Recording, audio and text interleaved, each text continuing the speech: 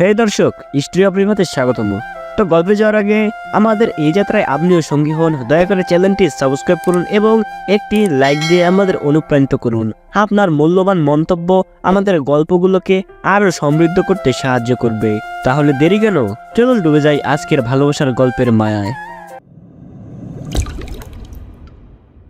Hey guys, কি অবস্থা আপনাদের সবার? আশা করি আপনারা সবাই অনেক ভালো আছেন। তো আপনাদের এত এত এত অনুরোধের ফলে আমি আর পারলাম না বসে থাকতে। তো আজকে শুরু করে দিলাম এই গল্পের দ্বিতীয় সিজন। আর হ্যাঁ গাইস, দ্বিতীয় সিজন শুরু করার আগে আপনাদের কাছে একটা কথা বলতে চাই। এই সিজনে হয়তো বা ভয়েস একটু একটু ক্যারেক্টারে চেঞ্জ হতে পারে। তো যাই হোক, আপনারা সেটা বুঝে মেনে মানিয়ে নিন। তো বেশি কথা বলবো না, সরাসরি দ্বিতীয় সিজন শুরু করে দেই।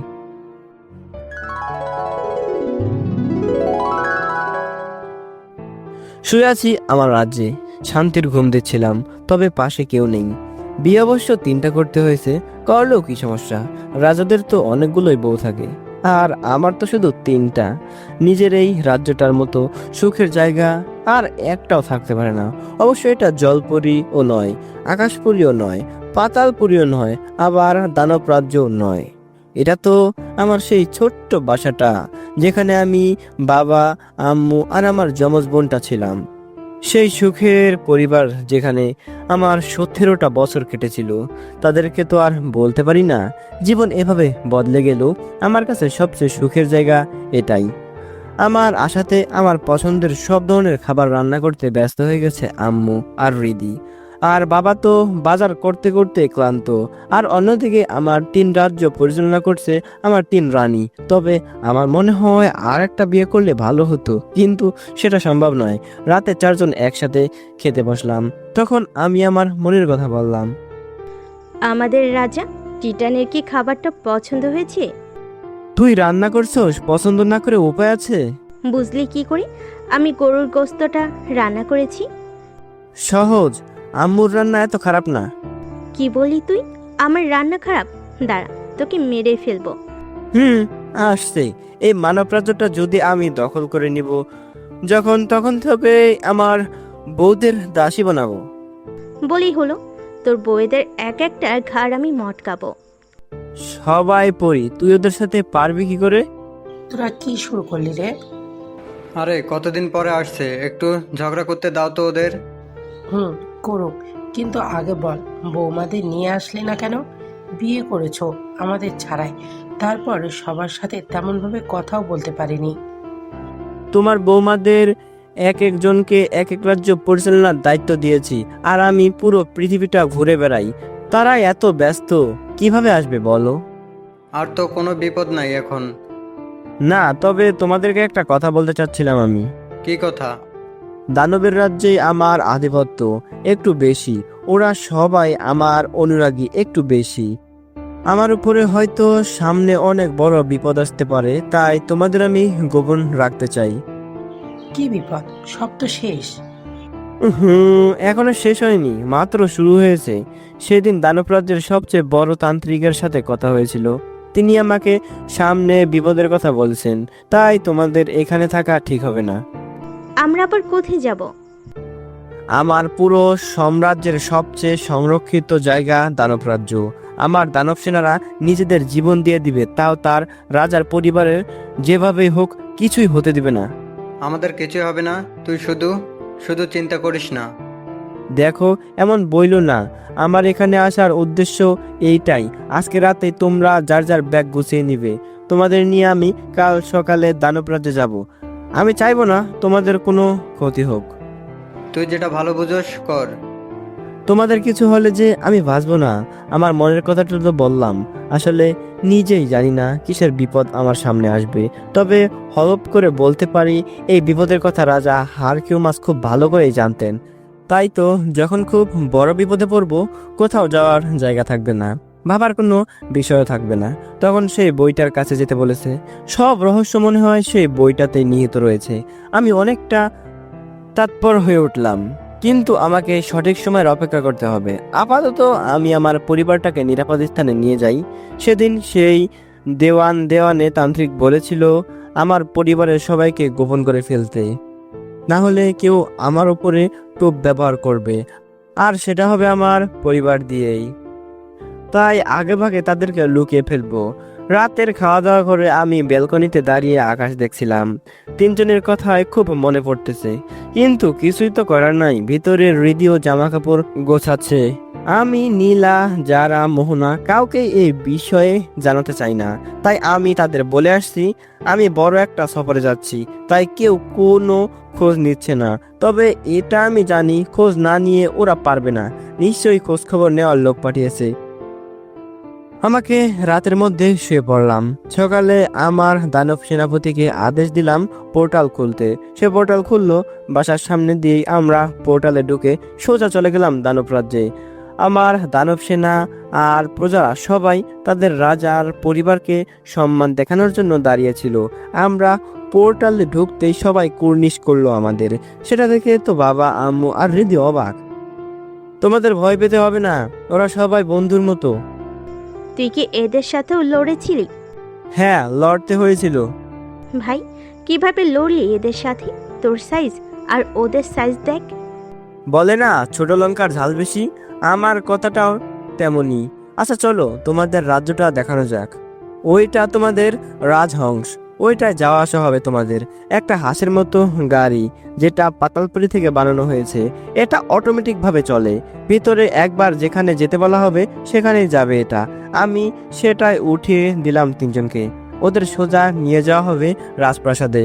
আর আমি আমার সবচেয়ে বিশ্বস্ত সেনাপতি রৈনুকদের সাথে কথা বলতে লাগলাম।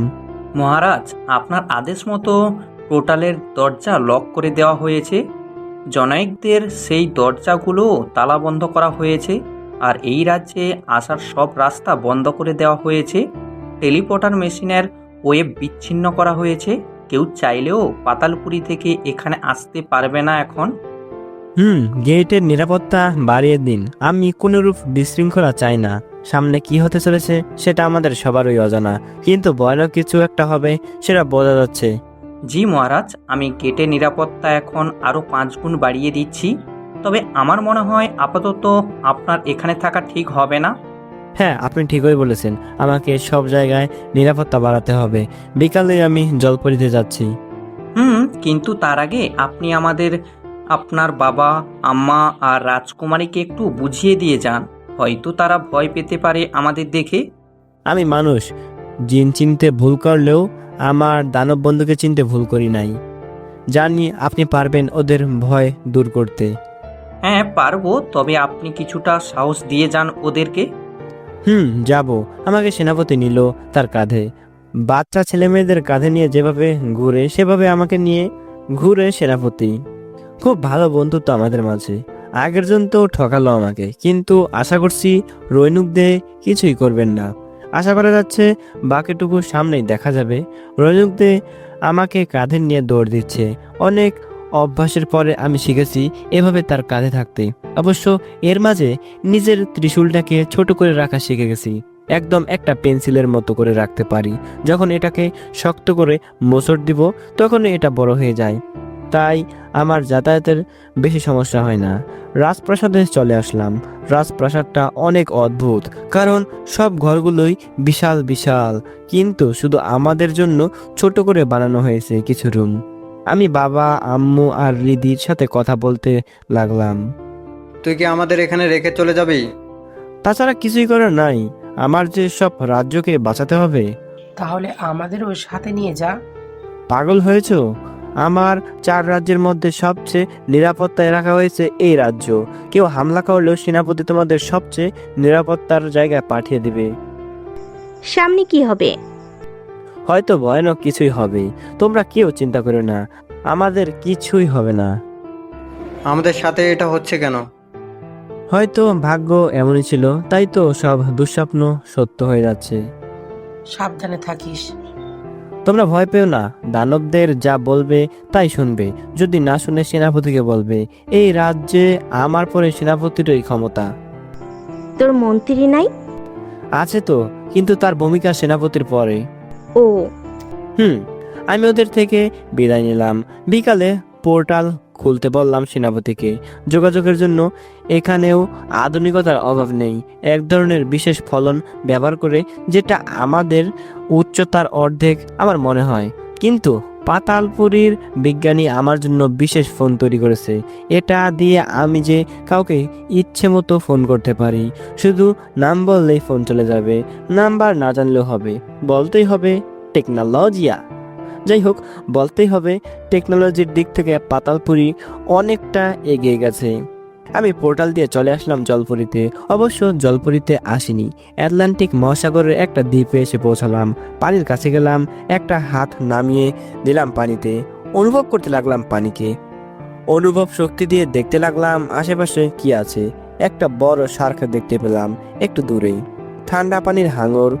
আমি যদি সাধারণ মানুষ হতাম তাহলে নিশ্চয়ই ভালো জিনিস হতো না এই হাঙরের কাছে, হাড় ভেঙে চুরে খেয়ে ফেলতো। কিন্তু তা হলো না। আমি হাঙরটাকে ডাকলাম, সে চলে আসলো আমার কাছে। পানির মজা নিতে নিতে যাব আজ আমার জল রাজ্যে। তাই হাঙরের উপরে চড়ে বসলাম, মজাই লাগতেছিল।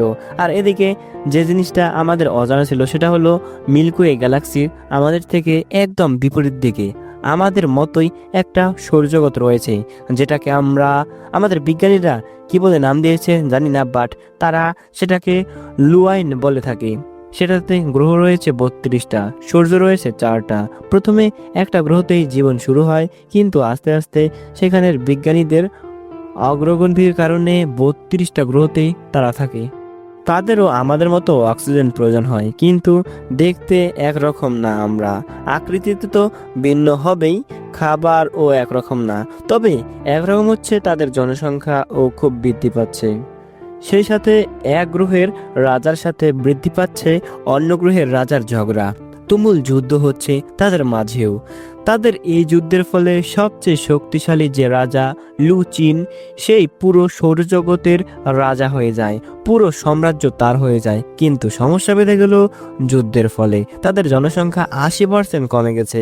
যুদ্ধের ভয়াবহতা লক্ষ্য করতে পেরেছে লুচিন, সেই সাথে এটা লক্ষ্য করেছে তাদের একটা গ্রহ বসবাসের জন্য উপযোগী নয়। তাই তারা আশেপাশের গ্রহের সন্ধানে সেনা পাঠাতে লাগলো। তাদের বিজ্ঞান আমাদের থেকে 100% উন্নত। তাদের অস্ত্রের সাথে ধরতে গেলে আমরা কিছুই না। লুচিন অনেকগুলো স্পেসশিপ পাঠিয়ে দিল চারদিকে।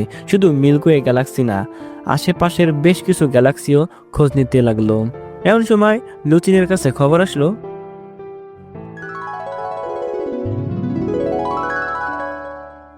লর্ড লুচিন, আমাদের দীর্ঘ অনুসন্ধানের পর আমরা 15টা গ্রহ শনাক্ত করতে পেরেছি। এটা তো চরম খবর। মাই লর্ড, এর থেকেও খুশির সংবাদ হলো এই গ্রহটাকে দেখুন একবার। এগুলো কি পানি? ইয়েস মাই লর্ড, পানির কোনো অভাব নেই গ্রহটাতে, আর সব জায়গায় শুধু গাছ আর গাছ। বেশ, এত সুন্দর জায়গাতেই আমাদের ক্যাপিটাল হবে। নাম কি এই গ্রহটার? এটাকে আর্থ বা পৃথিবী বলা হয়। ওকে, ঠিক আছে। রাজকুমার লোচেনকে এখনই পাঠিয়ে দিন ওইখানে, এখনই। ওইখানে সব খবর আমরা পেয়ে যাব।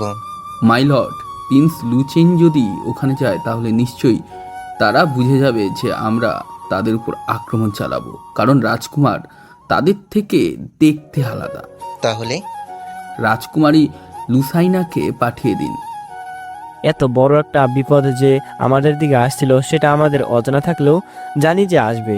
আমি চলে আসলাম জলপুরিতে, সেই পুরাতন জায়গা যেখানে প্রথম এসেছিলাম। আমি রাজপ্রাসাদে ঢুকলাম, সবাই আমাকে দেখে কুর্নিশ করলো।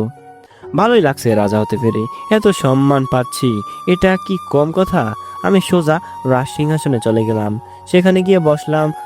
মাথায় মুকুট টুকুটেগুলো আর ভালো লাগে না, তবে যার মাথায় রয়েছে শাহী রানীর তাজ, আমি গিয়ে আমার সিংহাসনে বসলাম।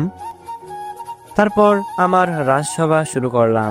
দুঃখিত, আমি এতদিন সফরে থাকায় আপনাদের রানী জিয়াইনিয়া, অর্থাৎ যারা রাজ্যের সকল কিছু দেখাশোনা করেছে। তবে সামনে যে সময় আসতেছে, আমার মনে হয় তা থেকে বাঁচার জন্য আমাদের এখনই চেষ্টা করতে হবে। হুজুর, মাফ করবেন, কিন্তু কি ধরনের বিপদ আসবে আমাদের উপরে? সেনাপতি, সামনে কি হবে সেটা বলা মুশকিল, তবে আমাদের সেটা থেকে বাঁচতে হবে, কোনো ভুলই করা যাবে না। হুজুর, আমার মনে হয় জলপরীটাকে পুরো সিল করে দিলেই হবে। কেউ অনুপ্রবেশ করতে পারবে না তখন। সেটা ঠিক আছে, এখন আপনার চিন্তা কি শুধু জলপরি নিয়ে? আমাদের সব থেকে শক্তিশালী প্রতিরক্ষার দেয়াল কিন্তু দানব দুনিয়া। আকাশপুরী নিয়েও তেমন চিন্তা নেই, তবে চীন। তবে আমরা চিন্তা শুধু পাতালপুরি নিয়ে। অনেক মানুষই জানে কিভাবে পাতালপুরিতে ঢুকতে হয়। হুজুর মাফ করবেন, তবে পাতালপুরীর ডিফেন্স নর্মাল হলেও ওদের অস্ত্র এবং আক্রমণের যে নিয়ম, তাতে ওরা আমাদের থেকে শক্তিশালী। সেনাপতি রুদ্রিস এখানে কথা সেটা না।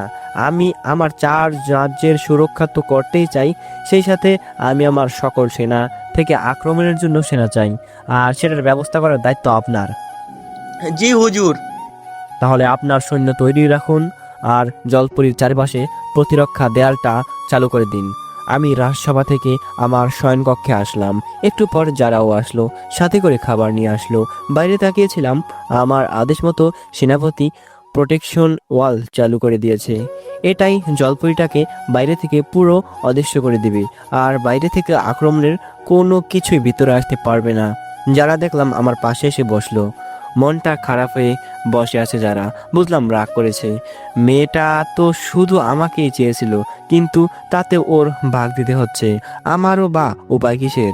একবার সিদ্ধান্ত নিয়েছিলাম দানব রাজ্যের সবচেয়ে সুন্দরী দানবীকে বিয়ে করব, কিন্তু পরে মাথায় টোকা দিয়ে ভাবলাম সাইজেরও একটা ব্যাপার আছে।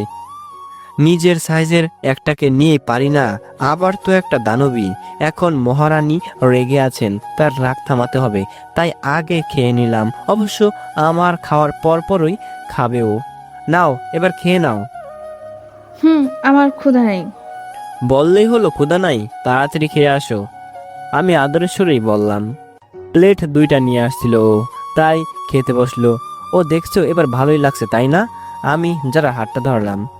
একদম ধরবে না আমায়। বললেই হলো। এতদিন পর মনে পড়েছে আমার কথা। আরে এই জন্য রেগে গেছো? আমি কি তোমার সতীন 2টার কাছে গিয়েছিলাম বলো? কারো কাছেই তো যাইনি। তুমি জানো না তোমাকে ছাড়া থাকতে কষ্ট হয়, আর পুরো 15 দিন ছিলে আমার থেকে দূরে। জানো কতটা কষ্টে ছিলাম আমি? বুঝতেই তো পারছি।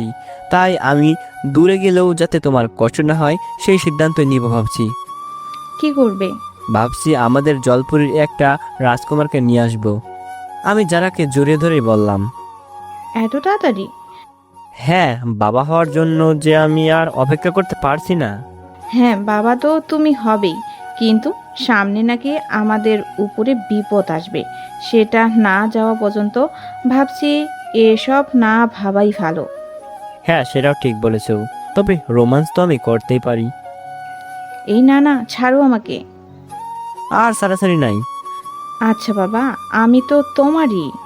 চলো ঘুরে আসি। কোথায়? সেই প্রথম দিন যেখানে নিয়ে গিয়েছিলে। সেখানে যাবে? হ্যাঁ, আজকে তোমার সাথে সারা রাত চাঁদের মজা নিব। আজকে হঠাৎ এত রোমান্টিক হলে কিভাবে? এত সুন্দর বউ যার, রোমান্টিক না হলে তো পালিয়ে যাবে বউ। বলছে তোমারে পালিয়ে যাব। আমার কাঁধে একটা থাপড় দিয়ে দুজনেই বের হলাম জলপুরীর থেকে। আবার সেই ছোট্ট দ্বীপটায় চলে আসলাম। সেই প্রথম দিনের কথা এখনো মনে আছে। রাত হয়েছে, তবে জ্যোৎস্নার রাত বলে উপভোগ করার মতো একটা রাত হয়েছে। যারা সেই ওর বানানো বেঞ্চিটাই বসলো, আমি ওর কোলে মাথা দিলাম। দুজনে গল্প করে যাচ্ছি। অনেকক্ষণ পর ওর বানানো ঘরটাতে গেলাম। ভরে গেল ঘরটা ভালোবাসার আলোতে, যে আলো সবাই দেখতে পারবেন না, তাই বলতেও চাই না। সকালে আমি আর যারা চলে গেলাম আবার জলপুরীতে গিয়ে সকালের নাস্তা করে আবার রাজসিংহাসনে বসলাম। সেনাপতি রুদ্রিস, আমি 2 দিন পর জলপুরি ত্যাগ করব। আমার অনুপস্থিতিতে আমাদের সুরক্ষার দায়ভার আপনার উপরে। জি হুজুর, আমি বুঝেছি। আর অন্যদিকে সেই দূরবর্তী গ্রহের ব্যাখ্যায় চলে যাই। সেখানের মেয়েরা দেখতে অনেকটা আমাদের মানুষের মতোই, কিন্তু পুরুষরা অনেকটাই স্বাস্থ্যবান আর আমাদের থেকে শক্তিশালী। চেহারার গঠনেরও মিল নেই তাদের সাথে। আমাদের কাছে সেই পুরুষরা বিভৎস। তাদের আলোচনায় আসা যাক। মহারাজ লুচিন আর তার সেনাপতি সেপাইয়ের মধ্যে কথা হচ্ছে। জেনারেল সেপাই, আপনি কি স্পেসশিপগুলো রেডি করেছেন? ইয়েস মাই লর্ড, আমাদের 12,000 স্পেসশিপ তৈরি, এখন শুধু আমাদের যাওয়ার পালা। প্রিন্সেস লোসানাই গ্রহটা কত কাছে পৌঁছালো? মাই লর্ড, আমি প্রিন্সের সাথে ভিজুয়াল কন্ট্রাক্ট করছি। সে পাই তার হাতে থাকা নোটপ্যাডের মতো কিছু একটা ছিল, যেটা আমাদের ফোনের মতো নয়, পুরো ভার্চুয়াল।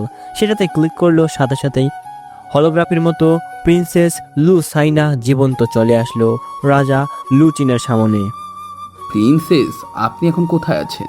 লুসাইনা, তুমি কি পৌঁছে গেছো? নো ড্যাড, মাত্র গ্রহটার সোলার সিস্টেমে পৌঁছালাম। স্পিড পোর্টাল ব্যবহার করে এই অবধি এসেছি, কিন্তু এখন স্পিড পোর্টালের ব্যাটারি রিচার্জ করতে হবে, তারপর এখান থেকে সোজা ওই পৃথিবীতে। গুড, তোমাকে ওইখানে পাঠানো হয় গুপ্তচর বানিয়ে। ওইখানে সকল খবরাখবর আমাকে দেবে। আমরা আজই রওনা দিচ্ছি, সকল দুর্বল পয়েন্টগুলো বলবে আমাদের। Yes my lord.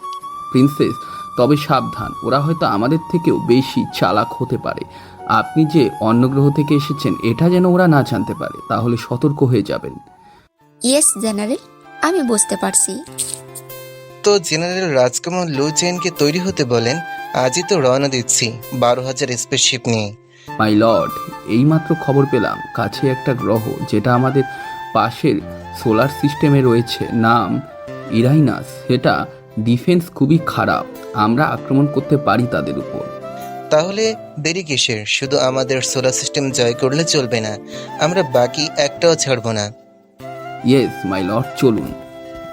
আর এদিকে লুসাইনার স্পেসশিপের স্পিড পোর্টালের ব্যাটারি রিচার্জ হওয়ার পরেই নিমিষেই ক্রাশ করলো আটলান্টিক মহাসাগরের পানিতে, যেটা আমাদের জলপরি থেকে অনেক দূরে।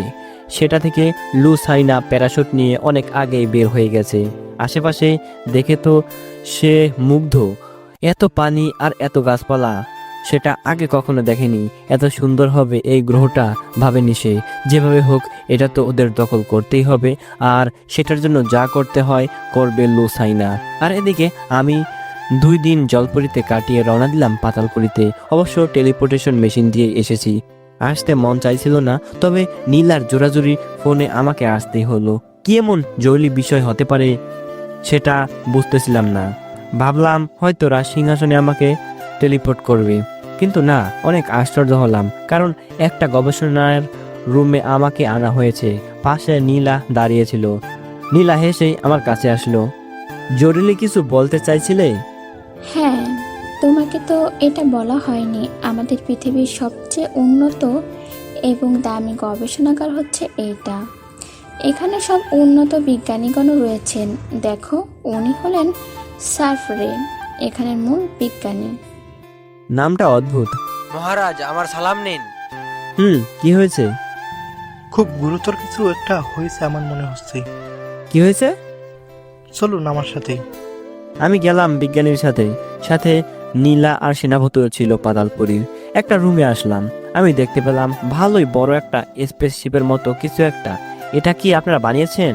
জি না মহারাজ, এটা আমার কিংবা আমাদের পৃথিবীর বানানো স্পেসের না। এটা মানে তাহলে কে বানালো? এটা খুব উন্নত একটা স্পেসশিপ। আমি আরে কিছু তথ্য বের করতে পারতাম, কিন্তু পানিতে এর পুরো সিস্টেম নষ্ট করে দিয়েছে। তাও তো কিছু বের করা যাবে? হ্যাঁ যাবে, তবে এটা বলতে পারি পানি থেকে প্রতিরক্ষার জন্য বানানো হয়নি এটা। যারা বা যেখান থেকেই বানানো হয়েছে তারা আমাদের থেকে অনেক উন্নত। আপনি যেটা বলতে চাচ্ছেন এলিয়েন? হ্যাঁ মহারাজ। পাগল হয়েছেন? এমন কিছুর অস্তিত্ব তো নেই। সেটা আপনাদের মানুষের জন্য এই, কিন্তু আপনাদের অনুসন্ধানে আমরা অনেক আগেই জানতে পেরেছি। আমি বিশ্বাস করতে পারতেছি না বাস্তবে কোনো স্পেসশিপ দেখতে পারবো। মহারাজ, এই এলিয়েন শিপ এখানে আসার মানে মনে হচ্ছে আমাদের সামনে সত্যি কোনো বিপদ আসতে চলেছে। যদি এলিয়েন হয় তাহলে তো আমাদের ভয়ের কোনো কারণ দেখছি না মহারাজ। আপনি সেটা কিভাবে বলছেন? মহারানী দেখেন, তারা হলো এলিয়েন। নিশ্চিত আমাদের এই সব দুনিয়ার ব্যাপারে তাদের ধারণা নেই। তারা আক্রমণ করলে মানুষের উপরেই করবে। সেনাপতি আদ্রিস হেম কথাবার্তা সাবধানে বলুন। নিষ্পাপ মানুষের উপরে হামলা হবে, আর আমরা কি চেয়ে চেয়ে দেখব? আপনি সকল গেটের নিরাপত্তা বাড়িয়ে দিন, সেই সাথে আক্রমণের জন্য সৈন্য ঠিক করে রাখুন। জি মহারাজ। আমরা বের হয়ে রাজ সিংহাসনে আসতেছিলাম। বসলাম নীলার সাথে রথে। রথ চলতে লাগলো রাজপ্রাসাদের দিকে। আমার মনে হচ্ছে এই এলিয়েনই আক্রমণ করবে আমাদের উপরে, আর বিপদটা আমাদের খুব কাছে। তুমি কোনো চিন্তা করো না তো। তুমি এত চিন্তামুক্ত কিভাবে থাকো? আমি যে পারতেছি না। কে বলেছে আমি চিন্তা করি না?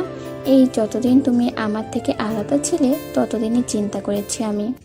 সবসময় মাথায় ঘুরে বেড়াতো আদৌ কি তুমি ফিরবে আমার কাছে, সব দুশ্চিন্তা আসতো মাথায়। নীলা আমার কাঁধে মাথা দিয়ে, কি বা করার আছে বলো? কষ্ট তো একটু করতেই হবে। তুমি আমার মনের কথা বুঝবে না। কে বললো বুঝবো না? আজকে আমাকে নিয়ে পুরো পাতালপুরি উড়ে বেড়াবা। হঠাৎ উঠতে মন চাইলো কেন? একটু উড়ন্ত রোমাঞ্চ করবো তাই। তুমি আসলেই দুষ্টু। সিংহাসনে এসে আমার রাজ্যে পরিচালনা করার বোরিং কাজে নিয়োজিত হয়ে গেলাম, কিন্তু রাতটা স্পেশাল ছিল। পুরো পাতালপুরি নীলাকে জড়িয়ে ধরে উড়ে বেরিয়েছি। সে কি অনুভূতি সেটা ভাষায় প্রকাশ করা যায় না। পরের দিন সকালে রাজসভায় বসলাম। সেনাপতি আদ্রিস, জি মহারাজ। আজকে সকল গেট লক করে দিবেন, ভেতরে কেউ যেন বের হতে না পারে, আর টেলিপোর্টেশন ডিভাইস আমার অনুমতি ছাড়া ব্যবহার করবেন না। জি মহারাজ। আর সৈন্য তৈরি রাখুন আপনি, খুব শীঘ্রই হয়তো পৃথিবীর উপরে আক্রমণ হতে পারে। জি মহারাজ, আমি মারাত্মক কিছু তথ্য সংগ্রহ করতে পেরেছি। কি সেটা বলুন। মহারাজ, আমি স্পেসশিপটা ভালো করে পর্যবেক্ষণ করেছি। এটা এত শক্তিশালী যে এটা আমাদের জিনোপরিদেরও মেরে ফেলতে পারে। কিন্তু এটা কিভাবে সম্ভব? আমিও সেটাই ভাবছিলাম, কিন্তু অনুসন্ধানের পরে জানতে পারলাম এলিয়েনগুলো আমাদের মতোই ক্ষমতাশালী। বলতে গেলে আমাদের ক্লায়েন্ট ওরা। তাহলে তো আসলে বিপদ। মহারাজ, শুধু বিপদ নয়, মহা বিপদ বলুন, কারণ এই স্পেসশিপের একটা ভিডিও ফুটেজ সংগ্রহ করতে পারি। দেখান তো ভিডিওটা। বিজ্ঞানীরা আমাদের সামনে বড় পর্দায় দেখাতে লাগলো ভিডিওটা, যেখানে রাজা লুচিন বলতেছে, প্রিন্সেস, তুমি এখন ওইখানের গোপন সব তথ্য খুঁজতে থাকো আর আমাদের ইনফর্ম করো। তোমার সিগন্যালের অপেক্ষায় থাকবো। তারপরেই আমরা 12,000 স্পেসশিপ নিয়ে আক্রমণ করব। ভিডিওটা দেখে আমাদের সবার গলা শুকিয়ে গেল। মহারাজ, ভাবতে পেরেছেন 12,000 স্পেসশিপ নিয়ে তারা আক্রমণ করতে বসে আছে আমাদের উপর। তারা এলিয়েন হলেও অনেকটা মিল রয়েছে আমাদের তাদের সাথে। হ্যাঁ, সেটা তো ভিডিওটা দেখেই বোঝা যাচ্ছে। আচ্ছা, তাহলে আমি আজ বিকালেই মিটিং এর ব্যবস্থা করতে হবে আমার। মিটিং কেন? তুমি বুঝবে না সেনাপতি, আমি দুপুরের আগে জলপরি আর আকাশপুরীর রানী, সেনাপতি আর মন্ত্রীকে দেখতে চাই এখানে। জি মহারাজ। আমি দানবরাজ্যের সেনাপতি রনিক দেখে ফোন দিলাম। আধুনিক টেকনোলজির এই সুবিধা, যখন যার নাম বলবো ফোন চলে যায়। ফোন দিয়ে আমি পোর্টাল ব্যবহার করে আসতে বললাম তাকে। দুপুরেই সব একসাথে হলাম। যারা এসেছে সাথে মোহনাও এসেছে। মোহনা আমার দিকে এক নজরে তাকিয়েছিল, অনেক মায়া মেয়েটার চোখে। এক সময় তো এই মেয়েটাই মায়া করেছিল আমার উপরে, কিন্তু এখন তো মায়ের প্রয়োজন হয় না, এমনিতেই মায়া লাগে তার উপরে। সবাই বুঝলাম। আমার চারপাশে আমার 3 রানী বসলো, শুধু একটার অভাব, হয়তো সেটাও পূরণ করে ফেলবো। হঠাৎ এই জরুরি মিটিং কেন ডাকলেন? মহারাজ, কি হয়েছে? হঠাৎ জরুরি তরফ করলেন? আমাদের উপরে যে বিপদটা আসার কথা ছিল সেটা খুবই নিকটে। সেটা তো কবে থেকেই বলে যাচ্ছ। তবে হ্যাঁ, শিওর হতে পেরেছি কারা আমাদের উপরে আক্রমণ করবে। কারা মহারাজ এলাকায় বলুন, তাকে নিমেষেই পিষে ফেলবো। সেটা আমাদের পৃথিবীর কেউ না, দূরে কোথাকার একটা গ্রহের। আর সেই গ্রহটার রাজ্যের কন্যা, মানে রাজকন্যা আমাদের পৃথিবীতে এসেছে, আর রাজা তার সৈন্য নিয়ে তৈরি আমাদের উপর হামলা করার জন্য। দূরের গ্রহের একটা বুঝলাম, কিন্তু তারা হামলা করবে কোথা থেকে হুজুর? তারা আকাশ থেকে আসবে, আকাশপুরীর পাশ দিয়ে আসবে তারা। তাহলে তো তাদের আক্রমণ করতে পারবো মহারাজ। এত সহজ হবে না, তারা কিন্তু তোমাদের মতো শক্তিশালী। হুজুর, আপনি ভয় পাচ্ছেন কেন? আপনি আমাদের রাজা, আপনার কাছে মহান ত্রিশূল। হ্যাঁ, সেটা ঠিক, তবে ভয় একটাই, তারা যে আকাশ থেকে আক্রমণ করবে, আর আমাদের বেশিরভাগ সৈন্য মাটি আর পানির। শুধু আকাশপুরীর সৈন্যরাই উড়ে আক্রমণ করতে পারবে। আমি কি বলেছি আমাদের রাজ্যগুলো গোপন রাখলেই হয়? তারা আসুক পৃথিবী থেকে, ঘুরে যাক। ঘুরে যাবে না, তারা আক্রমণ করতে আসবে 12,000 স্পেসশিপ নিয়ে। আর আমরা গোপন থাকলেও তার পৃথিবীর সব মানুষ মেরে ফেলবে। সেটা তো খুবই ভয়ানক হবে। আমরা পৃথিবীতে আছি, ব্যাপারটা এখন আমাদের গ্রহের মধ্যে চলে এসেছে, শুধু রাজ্যের মধ্যে নেই এখন আর। যে করেই হোক পৃথিবীকে বাঁচানো আমাদের দায়িত্ব। হ্যাঁ মহারাজ, আপনি ঠিক বলেছেন। তাহলে আমি বুদ্ধিটা প্রয়োগ করছি। ওই এলিয়েন রাজার মেয়েকে পাঠিয়েছে আমাদের পৃথিবীতে। আমি ভুল না বললে এখন মানুষের মাঝে আছে সেই রাজকন্যা। তো আমরা কি তাকে গ্রেফতার করব নাকি করব? সেটা বোকামি হবে। তাকে আমাদের ব্যবহার করতে হবে। প্রথমে শনাক্ত করতে হবে সে কে, তারপর তাকে ব্যবহার করতে হবে। মহারাজ, আমার ধারণা মতে এখন সে আমেরিকার কোনো এক জায়গায় আছে। স্পেসশিপটা কোথায় পাওয়া গেছে? মহারাজ, আমাদের স্যাটেলাইটটা এটাকে শনাক্ত করেছিল। বামুজটা ট্রাই সঙ্গলে পড়েছিল এটা। আর আমাদের স্যাটেলাইট সেই রাজকন্যার একটা স্পেস ভিউ এসেছে। এটা আগে বলবেন তো। বলারই অপেক্ষা ছিল।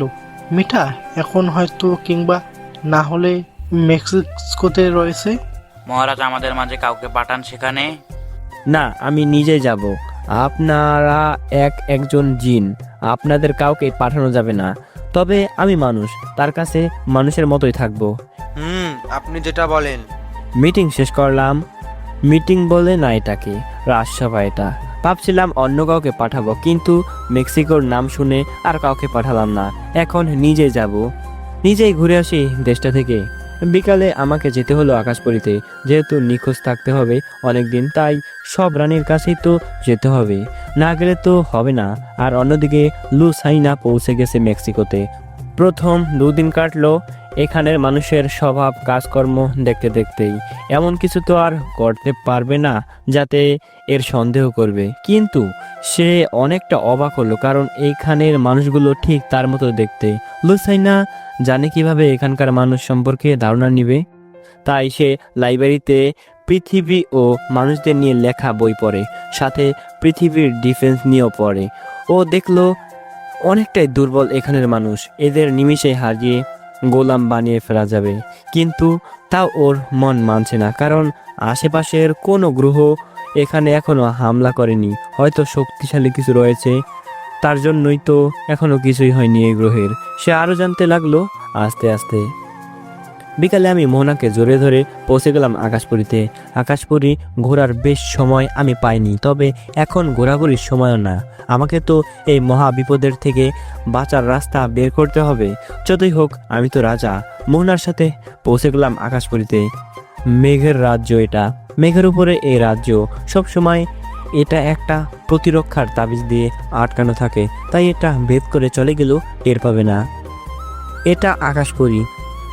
অনেক আশ্চর্যের বিষয় প্রথম লেগেছিল, কিন্তু এখন বুঝে গেছি প্রতিরক্ষা তাবিজটা খুলে দেওয়া হলো।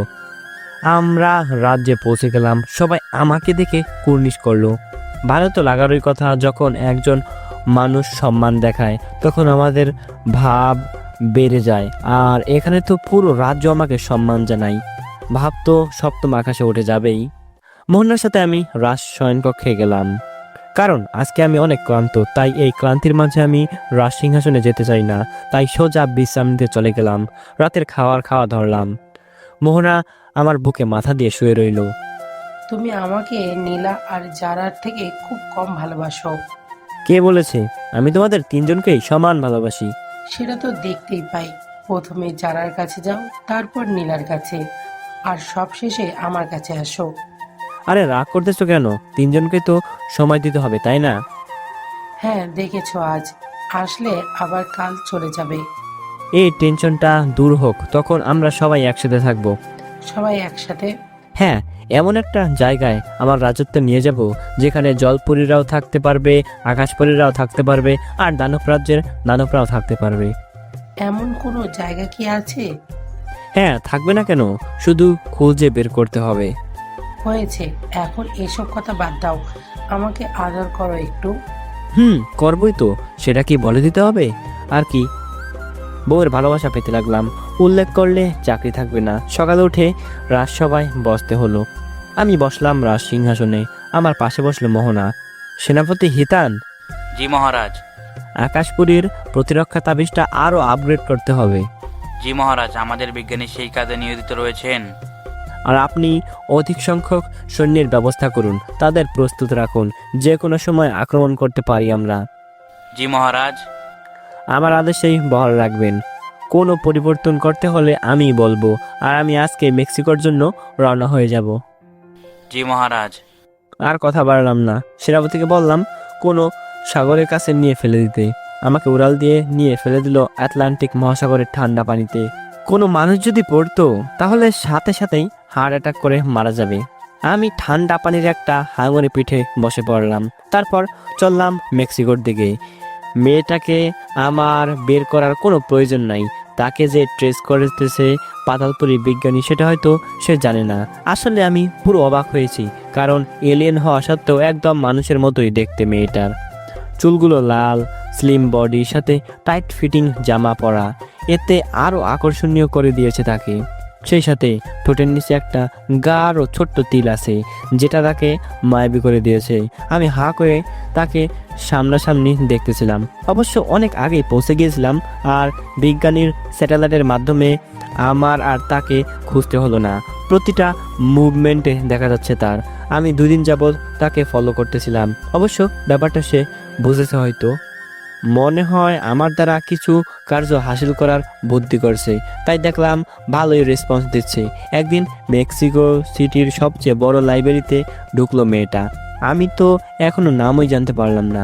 আজকে আমিও পিছন পিছন লাইব্রেরিতে আসছি, দেখলাম বসে বসে অস্ত্র বিষয়ক কোনো একটা বই পড়তেছে। আমি বুঝলাম এখনো চান্স না মারলে পরে পাবো না, তাই ওর সামনে গিয়ে বললাম, can I sit here? Yes. কি করছেন? সেটা বাদ দিন, আগে বলুন আমার পিছনে এভাবে কেন ঘুরতেছেন? তুমি সুন্দর ফুল, আর ফুলের কাছ দিয়ে তো ভ্রমররা ঘুরবেই। নাম কি আপনার? কিছু ফুল আছে যাদের নাম না জেনে সৌন্দর্য দেখা বেটার হয়। কিছু ফুল আছে যারা কোটিতে একটা হয়, আর সেটা হচ্ছেন আপনি। নাম না জেনে আমি ছাড়ছি না আপনাকে। শুধু শুধু ভয় দেখিয়ে লাভ নেই, আমি এইসব কথায় ভয় পাচ্ছি না। আমি ভয় দেখাচ্ছি না, তাহলে? আমি তো ভালোবাসা দেখাচ্ছি। সেটা আবার কি? ভালোবাসা বুঝো না? না। কোন জগৎ থেকে এসেছো ভালোবাসা বুঝো না? এমন প্রথম একজন দেখলাম। বুঝি তো। বুঝো তাহলে ভালোবাসবে আমাকে? কেন? আমি কেন? কারণ আমি তোমাকে ভালোবাসি। ও ও বুঝতেছে না আসলে ভালোবাসাটা কি। তাহলে কি তুমি বাসবে? হুম। না বুঝেই রাজি হয়ে গেছে। আমি ওর গা ঘেঁষে বসলাম। ও কি বিষয়ে রাজি হয়েছে সেটাই তো জানে না। হয়তো ভাবছে ভালোবাসা মানে বন্ধুত্ব, তাই আমিও সুযোগ নিতে লাগলাম। তোমার মনে তো জায়গা আমার হবেই। ভাবতেছি চতুর্থ রানীর অভাবটাও পূরণ হয়ে যাবে। বলতে গেলে নীলা, যারা, মোহনার থেকে অনেক অনেক অনেক গুণ সুন্দর এলিয়েনটা। দূর, কখন থেকে এলিয়েন বলে যাচ্ছি, নামটা জিজ্ঞাসা করছি। আচ্ছা, এখন যখন তুমি ভালোবাসবে আমায়, তাহলে নামটা বলো। লুসাইনা। এ তো দেখি চায়না নাম। চীন থেকে এসেছো তুমি? হুম। আমি তোমাকে সাইনা বলে ডাকবো, কেমন? ওকে। এত মনোযোগ দিয়ে কি পড়ছো? বই। এ তো ডিফেন্সের বই। হ্যাঁ, আমার সেখানে চাকরি করার অনেক ইচ্ছা, তাই এ সম্পর্কে জ্ঞান অর্জন করছি। এই সম্পর্কে পড়তে হবে কেন? আমি তো সবকিছুই জানি। সব জানো কিভাবে? কারণ আমি ডিফেন্সের চাকরি করি। আমি মিথ্যা বললাম? তাহলে তো তোমার থেকে অনেক কিছু জানতে পারবো। হ্যাঁ, জানতে পারবে। তাহলে বলো। বলবো। তার আগে এই পুরো মেক্সিকো সিটি ঘুরতে হবে আমার সাথে। আমি রাজি। তাহলে বই রাখো, চলো বের হই। তোমার যা জানার আমি বলবো। ময়না ফাঁদে পড়ে গেছে। এটাই তো চাইছিলাম। একা একা কত বের করবে সে আমার থেকে। এখন হয়তো বের করবে আমাদের মানুষের গোপনীয় অস্ত্র সম্পর্কে, সেটা না হয় বলে দিলাম, কিন্তু আমাদের ব্যাপারে তো কিছুই জানে না। চাই না জানাই ভালো। আমি তো এখন ঘোরাবো ওকে। ভালোবাসা কি সেটা বোঝে না ও। কিন্তু কিছুদিনের মধ্যেই ওর মনে এই অজানা অনুভূতি নিয়ে আসবো আমি। ভাবতে অবাক লাগছে, একটা এলিয়েনকে বলদ বানাচ্ছি। অবশ্য এমন মেয়ে পটানোর জন্য সবই করা যায়। আমি সাইনাকে নিয়ে বের হলাম, আমার দুটো কাজই হয়ে যাবে। এদিকে পুরো মেক্সিকো সিটি ঘুরে দেখতে পারবো। সেই যখন থেকে এসেছি শহরটার সৌন্দর্য আমাকে টানছে, কারণ শুনছি মেক্সিকোতে নাকি অনেক আশ্চর্যজনক জায়গা রয়েছে। পুরো শহরটাই ঘন ঘরবাড়ি দিয়ে তৈরি। শুনলে অনেকের কাছে মনে হবে বস্তির মতো, দেখতে হবে তাহলে। কিন্তু না, এত ঘরবাড়ি থাকা সত্ত্বেও কোনো দিক দিয়ে এই শহরের সৌন্দর্য কমেনি। ঘোরার মতো অনেক জায়গা আছে সিটিতে, কিন্তু আমাকে তো সব রোমান্টিক জায়গাগুলোতে যেতে হবে, কারণ একজনের মনে রোমান্স ভরে দিতে হবে। তো আমি মেক্সিকো সিটির সবচেয়ে বড় নদীটায় চললাম। নামটা আমার অজানা, এখানের মানুষ কি বলে জানি না, তবে আমি শুনেছি অনেক রোমান্টিক একটা জায়গা। আমি হাঁটতেছিলাম, ভাবলাম পাশে সাইনার হাতটা ধরলে খারাপ হয় না। তো যেই বাবা সেই কাজ, আমি হাত ধরে ফেললাম। সাইনা আমার হাত এক ঝটকা দিয়ে ফেলে দিল। এসব কি হচ্ছে? চোখ বড় বড় করে আমার দিকে তাকিয়ে, কি হচ্ছে মানে? তুমি তো বললা ভালোবাসবে আমায়, তো তোমার প্রেমিক হিসেবে তোমার হাত ধরার অধিকার আছে আমার। ভালোবাসলে যে হাত ধরতে হবে সেটা কোনো কথা আছে? আমি তো তোমার হাত ধরেছি শুধু, আর ওদিকে ওই দুইজন ছেলে মেয়ে দেখো, ওরা দুজন দুজনকে জড়িয়ে ধরে চুমুক হচ্ছে। ওরাও তো একে অপরকে ভালোবাসে। কিন্তু কোনো কিন্তু নয়, হাতটা দাও, আমি ধরে হাঁটবো। সাইনা আর কিছু বলল না, ভাবছে ভালো বিপদে তো পড়েছে সে, কিন্তু এখন সে এই ভালোবাসা জিনিসটা বুঝে গেছে। এতক্ষণ তো সে ভেবে নিয়েছিল এটা মানে হয়তো বন্ধুত্ব, কিন্তু এমন হবে সেটা ভাবেনি। কিন্তু কি করার, যা হওয়ার হয়ে গেছে। এখন যদি আমার কথা না শোনে তাহলে তো অনেক কিছু জানতে তার আবার বই পড়তে হবে। আবার আরেকদিকে আমার দিকে একটা টানও অনুভব করতেছিল। এটা ছিল অজানা এক টান, যেটা আগে কখনো ফিল করেনি সাইনা। আমি সাইনার হাত ধরে হাঁটছিলাম, চলে আসলাম পুকুরটাতে। এইটার নাইট ভিউ অনেক সুন্দর হয়। নামটা শুনেছিলাম, অনেকটা অদ্ভুত নামটা পুকুরটার। তবে একটা জিনিস লক্ষ্য করলাম, কেন এখানে সব লাভার্সরা আছে। পুকুরটার ওপর দিয়ে একটা ব্রিজ রয়েছে। অবাক হলাম, কারণ এখানে সবাই একটা করে তালা মেরে চাবিটা নদীর পানিতে ফেলে দিচ্ছে। ভালোবাসাটাকে নাকি বন্দি করে দিছে এভাবে। আমি সাইনাকে বললাম, আমরাও আমাদের ভালোবাসাটাকে বন্দি করে ফেলি, চলো। এইটা আমার বিশ্বাস হয় না। তাহলে কি বিশ্বাস হয়? আমার মনে হয় এই ফিলিংসগুলোকে এভাবে বন্ধ রাখতে নেই, এটাকে প্রমাণ করতে হয়। তাহলে কি তালা না মেরে তুমি ভালোবাসা প্রমাণ করতে চাও? হ্যাঁ। কি প্রমাণ করতে চাও তুমি? সবাই তো তালা মেরে সেটা পানিতে ফেলে দিছে, তালা আমি মারবো, সেটাকে পানিতেও আমি ফেলবো। তুমি গিয়ে সেটা উঠিয়ে এনে যদি আমার ভালোবাসা খুলে দিতে পারো তাহলে প্রমাণ হয়ে যাবে। ওকে, কোনো ব্যাপার না, প্রমাণ তোমাকে আমি দিব। দাঁড়াও, আমি তালা নিয়ে আসছি। আমি ব্রিজের পাশে থাকা দোকান থেকে তালা নিয়ে আসলাম। এখানে শুধু তালাই পাওয়া যায়। দোকানদারের তো সেই বেচাকেনা হয়, মনে হয় এতদিনে তালা বিক্রি করে কোটিপতি হয়ে গেছে লোকটা। আমি একটা তালা নিলাম লোকটার কাছ থেকে। পকেট থেকে ত্রিশূলটা বের করলাম, চাবিটাতে হালকা মার্ক করলাম। কিছুটা এনার্জি আমি ভেতরে রাখলাম, যেটা আমি পানির মধ্যে অনুভব করতে পারবো। তারপর তালাটা দিলাম সাইনার হাতে। সে তালা বের করে দিল ব্রিজের সাইডের তার দিয়ে বানানো দেয়ালে। তারপর সেটা ফেলে দিল পানিতে। পুরো জনগণ আমার দিকে তাকিয়ে আছে। এটা তো একটা মরণ খেলা। কোনোদিনও কি সম্ভব কাঙ্ক্ষিত চাবিটা পাওয়া? কারণ হাজার হাজার চাবি রয়েছে পানির নিচে, তার মাঝে নিজের চাবি পাওয়া তো সম্ভব না। হ্যাঁ, সেটা অন্য কারো কাছে সম্ভব না, কিন্তু আমার কাছে কোনো ব্যাপারই না। আমি আমার কাছে থাকা মানি ব্যাগ আর মোবাইলটা দিয়ে দিলাম সাইনার হাতে। তারপর দিলাম জাম্প। আমার চাবিটা পেতে সময় লাগলো না, কারণ নিজের ত্রিশূলের এনার্জি আমি ফিল করতে পারছিলাম। তাই চাবিটা হাতে নিলাম, কিন্তু এখনই উঠে গেলে তো হবে না। 2 মিনিট লেট করি, আমি তো এভাবে সারা জীবনও থাকতে পারবো, কিন্তু আবার এতক্ষণ থাকলেও সন্দেহ হয়ে যাবে। তাই ঠিক 2 মিনিটের কিছু আগে আমি উঠে গেলাম ওপরে। উঠে আবার ব্রিজের কাছে চলে আসলাম। এসে লকটা খুলে দিলাম। সাইনা সহ সবাই অবাক হয়ে গেল। এটা আমি কিভাবে করলাম, কারণ এটা তো সম্ভব না। আসলেই তো নিচে যত চাবি আমি দেখতেছি সেগুলো গলিয়ে লোহা বানালেও একজন মনে হয় বড়লোক হয়ে যাবে। কি ভালোবাসা কি পুরো খুলে দিয়েছি নাকি আরো কিছু খুলতে হবে? খুলে গেছে। তাহলে তো ভালোই। সাইনা আমার গায়ে হাত দিয়ে, ঠান্ডা লাগছে না? আরে না। ব্যাপার কি, তোমার শরীর এত তাড়াতাড়ি শুকিয়ে গেল? আরে বইলো না, যে রোদ, আর এমনি তো আমার জামা ওয়াটারপ্রুফ, ভেতরে পানি যায় না। ও চলো ব্রিজের ওপাশটায় যাই। সাইনাকে নিয়ে অপর পাশে চলে আসলাম। এই পাশেই একটা হোটেল আছে যেটা নদীর পাশেই, সেটাই আমাদের জন্য একটা রুম ঠিক করলাম, কারণ রাতেই নাকি জায়গাটার সৌন্দর্য দেখতে পাবো। আসলেই রাত হওয়ার পরপরই আমরা দেখতে পেলাম পুকুরের পাশে সব কাপড়রা জড়ো হয়েছে, মাঝখানে আগুন ধরিয়েছে, আর চারপাশ দিয়ে গ্রুপ হয়ে বসে একে অপরের সাথে গল্প করছে। আমি আর সাইনাও ডিনার করে এখানে এসে বসলাম। পুকুরের উপরে চাঁদের আলো পড়ছে, সেটাতে মনে হচ্ছে জ্বলছে নিজের শক্তিতে। আবহাওয়াও অনেক রোমান্টিক।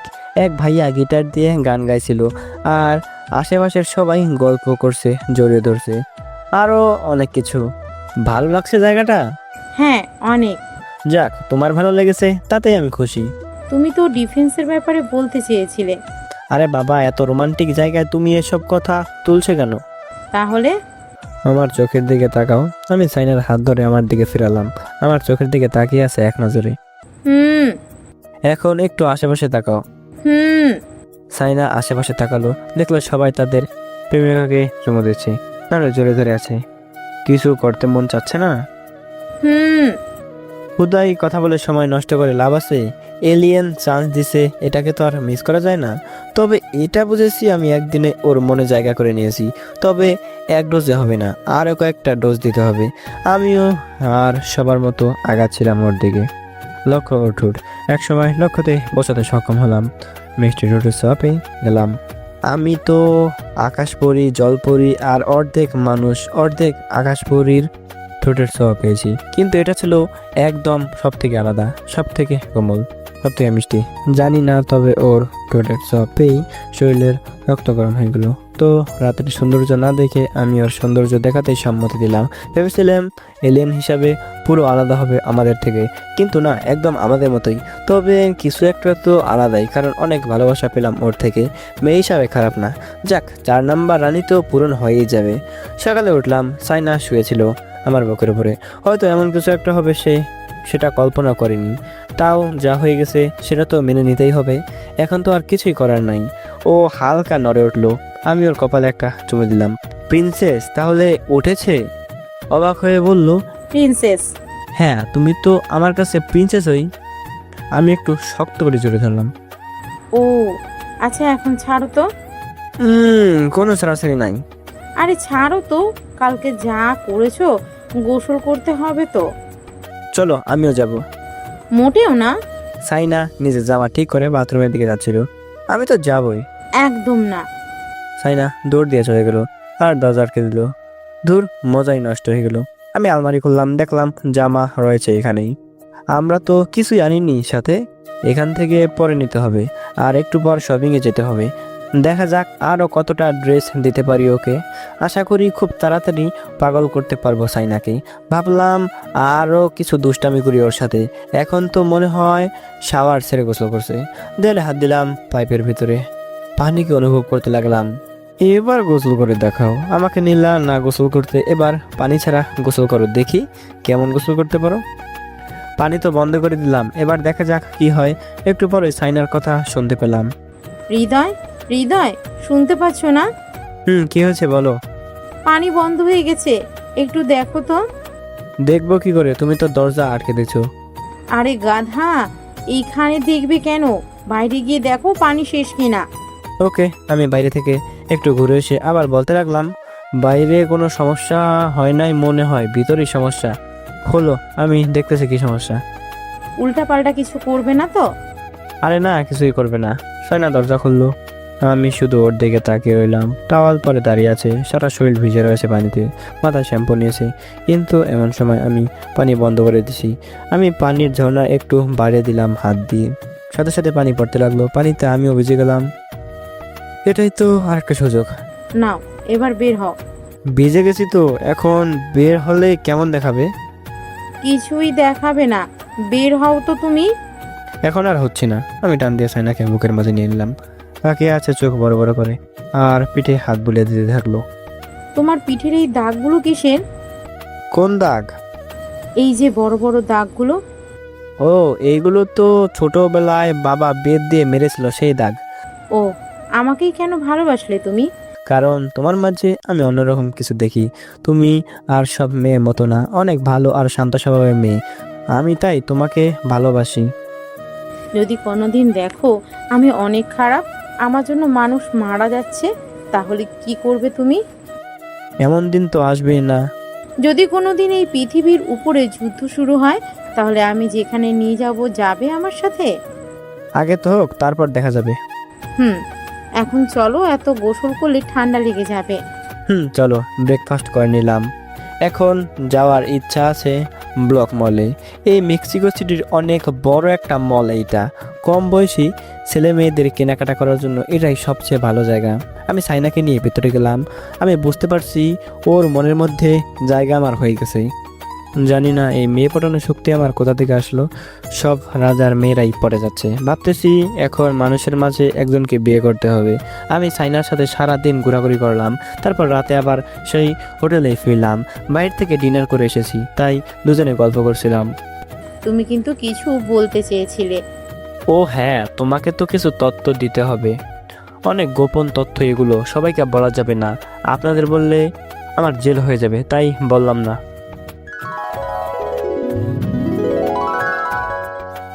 নাও, এবার খুশি তুমি? হ্যাঁ, অনেক। তাহলে আমার বুকে এসে শুয়ে থাকো। সাইনাকে বুকে নিয়ে শুয়ে রইলাম। আমি রাতে ঘুমিয়ে পড়েছিলাম। ঘুম ভাঙলো, দেখলাম সাইনা পাশে নেই। বুঝলামই না কোথায় গেল। উঠলাম, ঘর অন্ধকার ছিল আজ। ডিম লাইট তো চালু ছিল, তাহলে বন্ধ করেছে কে? আমি টিপ টিপ পায়ে বেলকনির দিকে যাচ্ছিলাম, কিন্তু আর যাওয়া মনে হয় ঠিক হবে না, তাই দরজার পাশে এসে দাঁড়ালাম। আমি শুনতে পেলাম সাইনা কারোর সাথে কথা বলতেছে। ভাইয়া, আপনি এখানে কেন এসেছেন? দেখতে এলাম আমার বোনটা কি করছে, কিন্তু এসে তো দেখলাম ভালোই একটা আর্ট কালচারের সাথে আদর্শ আগে মেতে উঠেছে লর্ড লোচিনের আদরের রাজকন্যা। ভাইয়া, কিছু বলার আছে নাকি? আমি এখানে তলোয়ার নিয়ে ওর মাথা দ্বিখণ্ডিত করব। খবরদার, যদি ওকে কিছু করতে চাও, এর আগে আমাকে শেষ করতে হবে। ওকে আমার বোনের জন্য তো একটা মানুষকে মাফ করতে পারি। ধন্যবাদ ভাইয়া। তবে আসল কথায় আসি, খবর কি এখানের? আমরা হামলা করতে পারি, বেশি বেগ পেতে হবে না এখানে মানুষের সাথে জিততে। তাহলে তো বলা যায় ইটস শো টাইম। তবে আমি বলে দিচ্ছি, যদি হৃদয়ের কিছু হয়, তাহলে কিন্তু তোমাদের সবার খবর আছে। কিছুই হবে ওর, তুই ওকে নিয়ে আমাদের একটা স্পেসশিপে চলে যাবি। ওকে। তাহলে কালকেই হামলা করে ফেলবো আমরা। ওকে। অন্ধকার থাকায় আমি সাইনার ভাইকে দেখতে পেলাম না। তবে যা বুঝলাম, এখন আর আমার এখানে থাকা ঠিক হবে না। আমাকে এখন যেতে হবে। আমি ছোট করে পাতালপুরীর সেনাপতি আদ্রিজের কাছে একটা মেসেজ দিলাম। 1 মিনিটের মধ্যে আমাকে টেলিপোর্ট করে নিয়ে আসলো পাতালপুরীতে। আমি আমার সব সেনাপতিদের সাথে লাইভ কনভারসেশন করলাম। কালকে আমরা হামলা করব না।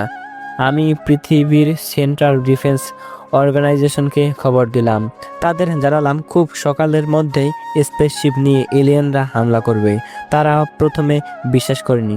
যখন আমি বললাম আপনারা কোনো স্যাটেলাইট দিয়ে 14 কিলোমিটার দূরের এলাকায় দেখার চেষ্টা করেন, তারা দেখে তখন বিশ্বাস করলো।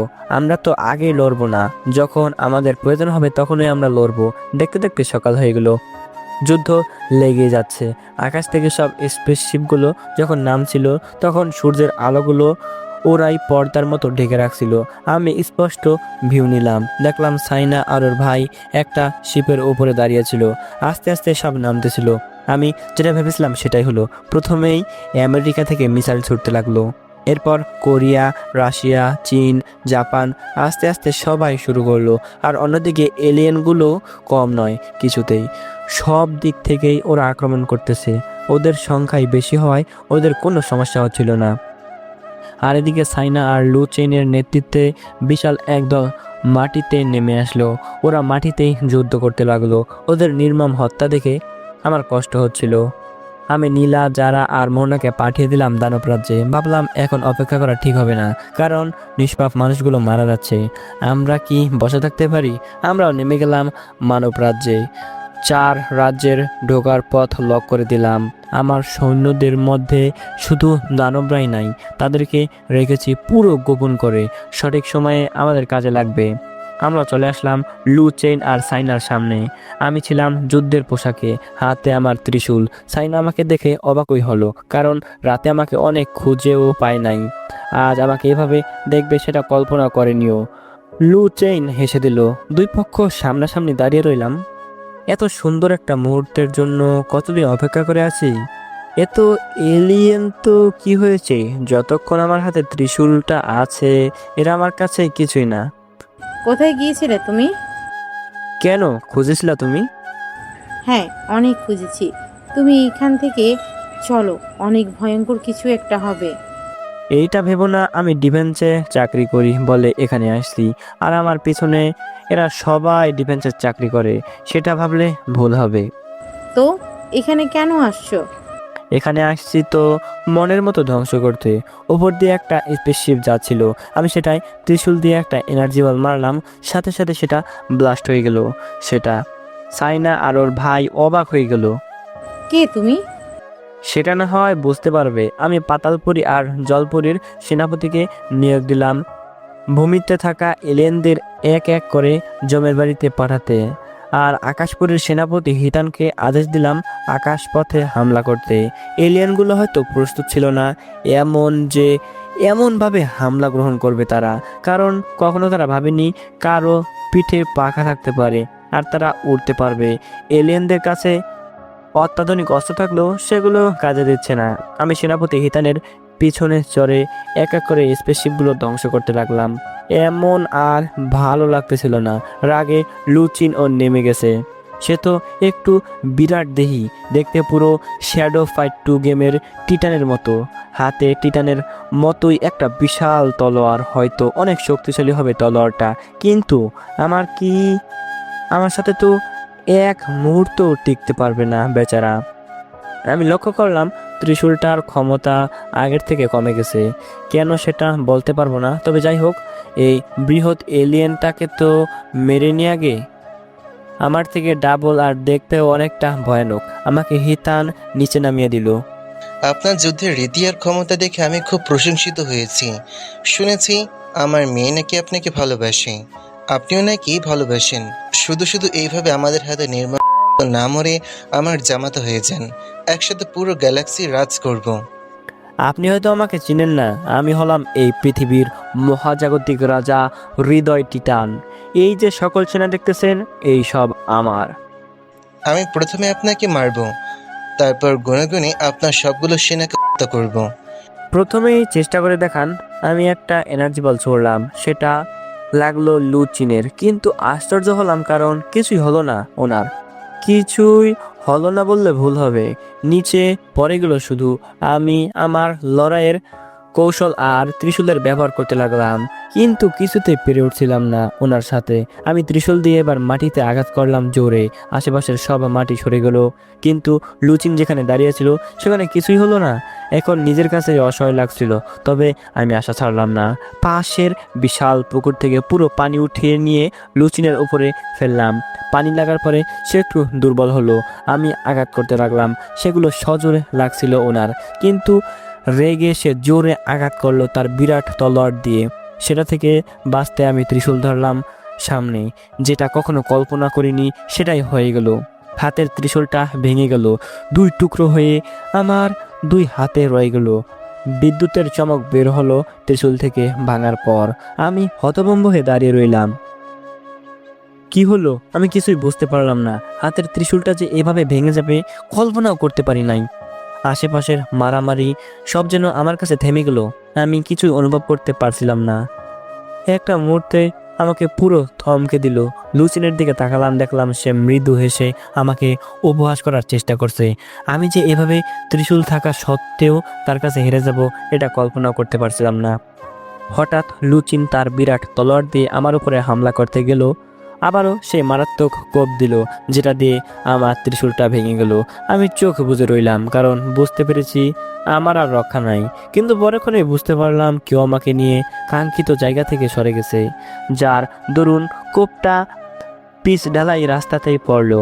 তাকিয়ে দেখলাম তলোয়ারটা থেকে আগুনের মতো কিছু একটা বের হচ্ছিল। আমি তো অবাকই হলাম, কারণ এত শক্তিশালী একটা তলোয়ার থাকতে পারে সেটা আগে কখনো ভাবিনি।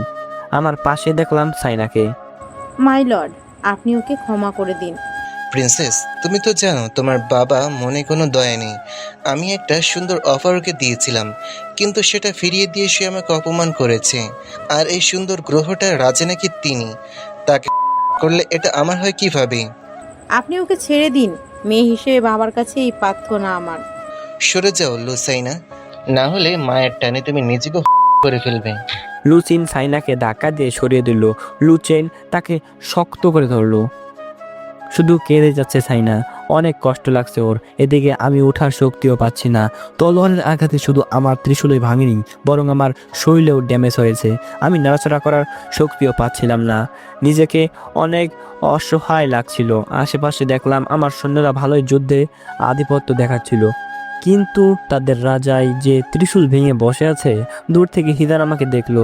এর মধ্যেই সেনাপতি আদ্রিস আর সেনাপতি রুদ্রিসের সৈন্যরা লুচিনের অর্ধেক সৈন্যকে মারতে সক্ষম হয়েছে। সেনাপতি হিতান আমাকে দেখেই এসে আমাকে নিয়ে উড়াল দিল। উড়তে উড়তে বলতে লাগলো, মহারাজ, আপনার এই অবস্থা হলো কিভাবে? কিছুই তো বুঝতে পারছি না। আমি ভেবেছিলাম লড়াইটা সহজই হবে, কিন্তু না। আমি ওই বিরাটদেহী রাজার আসল শক্তি দেখলাম। এক আঘাতেই ত্রিশূল ভেঙে দিল। কি? এটা কিভাবে সম্ভব? আমারও সেটাই কথা। এখন কি করব মহারাজ? সবাইকে আপাতত পাতালপুরীতে এইসব এলিয়েনদের চোখের আড়াল হয়ে পাতালপুরীতে যেতে হবে। সেনাপতি হিতান আমাকে নিয়ে বাকি 2 সেনাপতির কাছে নিয়ে আসলো। এতক্ষণ যা আত্মবিশ্বাস ছিল এখন সেটাও নেই। সবারিয়ে আমি এখন ভয়ে আছি। কোনো রকম নিজের জীবনটা বাঁচিয়ে আসতে পারছি আমি। জানি না এখান থেকে নিজ শরীরে ফিরতে পারবো কি না। 3 সেনাপতি ঠিক করলো টেলিপোর্টেশন ব্যবহার করা হবে, কিন্তু আমি সেটাতে না বলে দিলাম। সেটা না করলে এত সৈন্য তো আমরা বাঁচাতে পারবো না মহারাজ। হ্যাঁ পারবো, ড্রিলিং চালু করা হোক। সেটা তো ভয়ানক হতে পারে। না হবে না, আমি যেটা বলছি সেটাই করুন। ঠিক আছে মহারাজ, কিন্তু আমাদের সেটার জন্য আকাশপথ ব্যবহার করতে হবে। সেনাপতি হিতান, আপনি আপনার সৈন্যকে বলে দিন 2 জন জলপুরীর সৈনিককে যেন তারা নিয়ে সাগরে ফেলে দিয়ে আসে। ঠিক আছে মহারাজ। আর সেনাপতি আদ্রিস, আপনি আপনার সৈন্যকে বলুন আক্রমণ চালিয়ে যেতে। জলপুরীর সব সেনা যখন নেওয়া হয়ে যাবে তখন আপনাদের টেলিপোর্ট করে আকাশপুরীতে পাঠিয়ে দেওয়া হবে। সেখান থেকে আবার পাতালপুরীতে পাঠিয়ে দেওয়া হবে। ঠিক আছে মহারাজ। আর সেনাপতি হিতান, আপনার সৈন্যদের উড়ে সবার থেকে আলাদা হতে বলবেন, আর তারপর একটা সংকেত দিতে বলবেন। তখন তাকে ড্রিল করে সরাসরি পাতালপুরীতে নিয়ে যাওয়া হবে।